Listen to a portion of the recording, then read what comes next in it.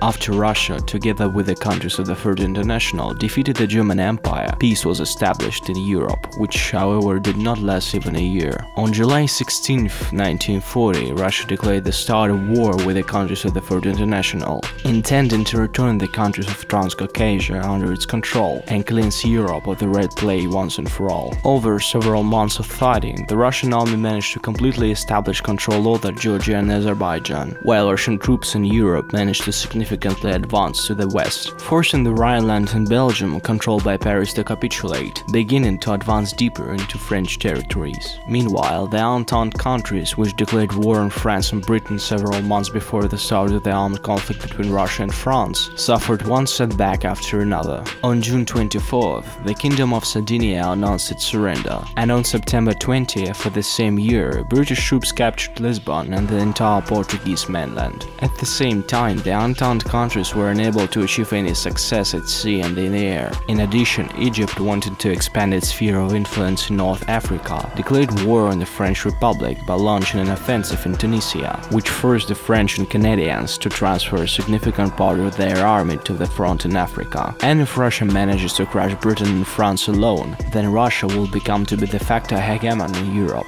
And whether Russian troops will be able to take Paris and London, and whether the Russian army will be exhausted and suffer a crushing defeat, we will find out with you right now. And before we start, I would like to say thank you to everyone who liked this video and subscribed to my channel. Well, now let's begin. After Russian troops crossed the border with France, enemy divisions located in the Netherlands began to retreat to the coast in order to evacuate to France. After the start of the enemy retreat, General Drozdovsky gave the order to launch a large-scale offensive with the goal of disrupting the evacuation of enemy forces and destroying the encircled enemy army. At the beginning of October, our troops managed to break through the enemy's defenses and launch an offensive along the entire front line. And already on October 5th, Russian soldiers marched along the central square of Amsterdam. On the same day, Russian troops entered The Hague and Rotterdam, thereby cutting off enemy troops from the coast, organizing the encirclement of a huge number of enemy divisions, which were soon destroyed. The end of the campaign in the Netherlands freed up a considerable number of divisions, which in turn made it possible to launch an offensive on the French capital. In 2 weeks, Russian troops were able to advance several dozens of kilometers and come close to Paris,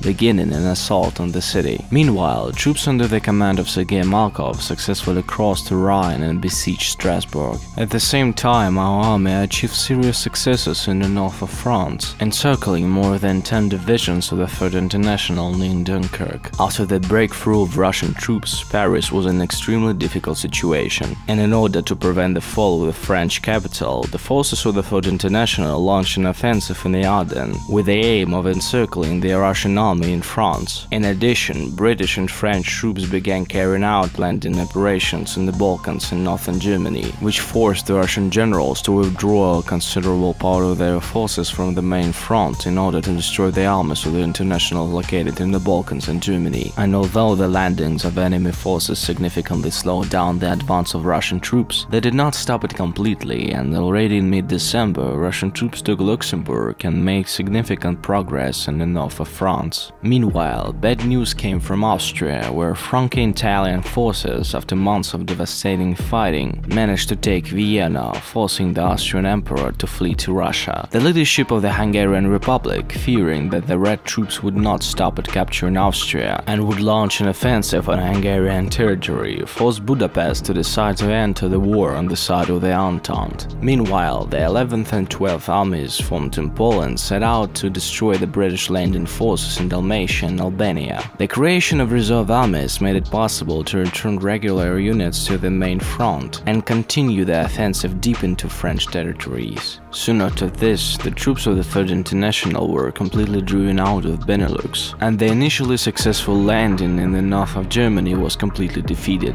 And by the beginning of March, the French capital was completely surrounded by Russian troops, and after 2 weeks of assault, Russian soldiers entered Paris. The fall of the French English capital caused panic among the French army. The demoralized and disorganized French forces could no longer offer serious resistance to the advancing Russian troops, which by beginning of summer had reached the Atlantic coast. Soon, cities such as Brest, Nantes, Bordeaux and Lyon fell under the onslaught of the Russian army, after which the government of the French Republic announced its surrender, and the military units of the British and Italians located on the territory of the former Republic were captured or destroyed. However, even after the surrender of France, the governments of England and Italy refused to sign a peace treaty. Meanwhile, the Entente forces suffered another defeat in the south of Italy, after which the Kingdom of the Two Sicilies was forced to capitulate under the pressure of Italian troops. On July 25, 1941, Russian troops crossed the border with the Italian Socialist Republic, and since most of the Italian army was now in Austria and the south of Italy, the army under the command of General Vladimir Manstein, without encountering organized resistance, was able to occupy the largest cities in the north of the country, beginning to advance to the south of Italy. And after the fall of Florence, the government of Socialist Italy was forced to sign an act of unconditional surrender. The British Union, despite the capitulation of Italy and France, refused to sign a peace treaty, and therefore the Russian generals began developing a plan for a naval invasion of the territory of the British Union. Thanks to the captured German and French fleets, as well as a huge number of naval bombers, we managed to achieve undeniable superiority, both at sea and in the air over the English Channel. After establishing control over the English Channel, the Russian generals began drawing up a plan for a sea invasion of the British Isles. On November 24th, 10 divisions under the command of Pavel Avalov began the landing operation. With the support of the fleet and naval aviation, Russian troops breaking the resistance of the Coast Guard landed near Plymouth. A few days after the landing, Avalov's army was able to capture the city and its surroundings. Shortly afterwards, an army under the command of Sergei Markov arrived at the port of Plymouth to support the ongoing offensive in the British Isles. Thanks to numerical superiority in air support, by the beginning of January, Russian troops were able to capture the outskirts of London and Dover, as well as encircle Portsmouth. Those defenses were broken by Russian troops after 3 weeks of siege. Having entrenched themselves in the south of Great Britain,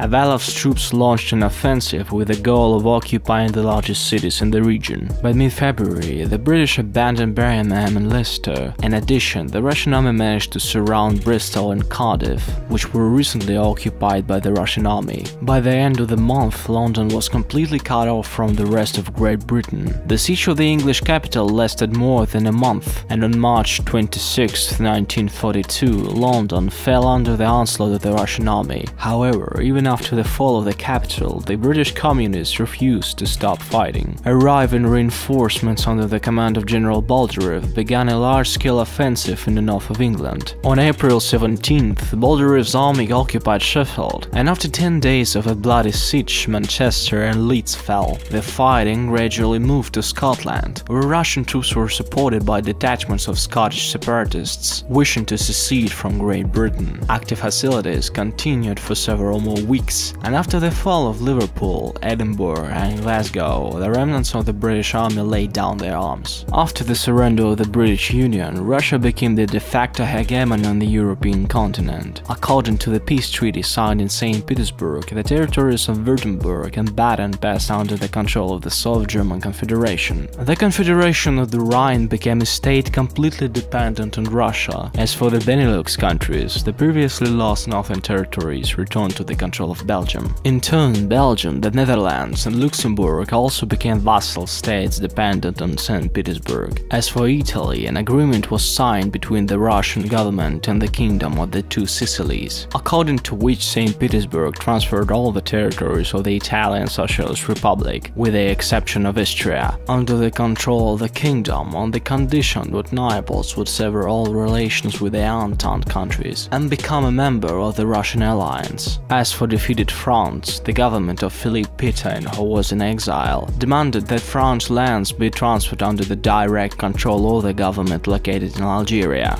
The British monarch demanded the same thing, calling on St. Petersburg to leave the territory of Great Britain. Boris Savinkov ignored these demands, citing the fact that Russian troops single-handedly liberated Europe from communists. Instead of transferring the occupied territories, a government controlled by St. Petersburg was formed in Paris. As for the territories of the defeated British Union, at the peace conference in St. Petersburg it was decided to create several states dependent on Russia on the territory of the former Great Britain. Of course, these actions completely ruined relations with the Entente countries, but in turn, thanks to the actions of Boris Savinkov, Russia once and for all washed away the shame of defeat in the Great War, becoming the hegemon in Europe.